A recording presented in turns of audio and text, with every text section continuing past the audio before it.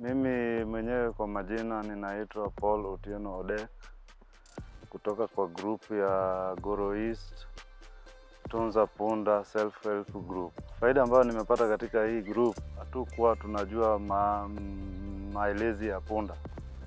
Tulikuwa tunajua tu hapo mbeleni, tulikuwa tunaona tu punda ni mnyama tu hapo.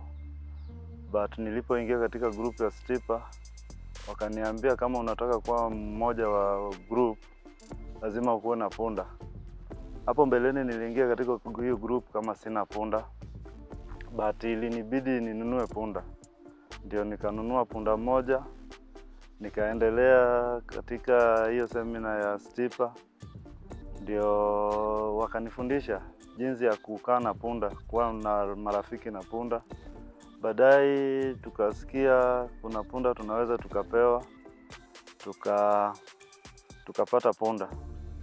Hiyo punda nikawa na punda wawili. Nikirudi katika mambo ya CDIP, jua CDIP tuna register hiyo insurance kwa 700 shillings. Hiyo 700 shillings inatibu punda kwa mwaka moja.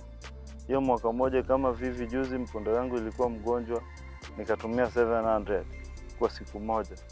Na kwa siku moja, na hiyo kama ninatibu na pesa yangu mwenyewe, hiyo siku moja nimetumia 700. Sasa nikimaliza mwaka moja nitakuwa nimetumia pesa mingi. Lakini vile ni walinitibu na 700, hata kesho wakigonjeka tena bado wanaitibu tu mpaka mwaka ishe. So hapo nimeona sio mbaya, hapo nimepata faida. Daktari akija kutibu punda, kuna hii testa ya microchip. Hiyo punda lazima angalie kama iko na microchip hapa kwa shingo, ndio atambue kama hiyo inasoma ile code ambayo inasema wewe ni member wa hii group na hiyo punda ni imesajiliwa.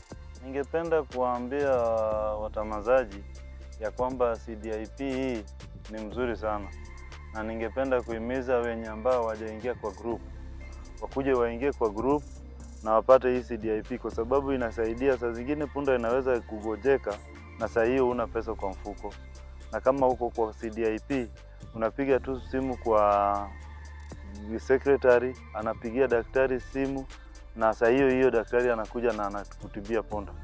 So hapo tumefaidika sana.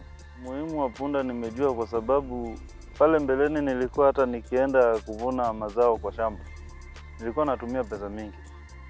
Kitambo nitoe mazao shambani nilete nyumbani ilikuwa inanigharimu pesa sana. Lakini kutoka nikuwa na punda, hizo nimeona kama ni msaada, situmii pesa zangu. Mimi naenda na punda na beba mazao naleta nyumbani. Na hata kwa maji, kitambo nilikuwa naweza nenda trip karibu mingi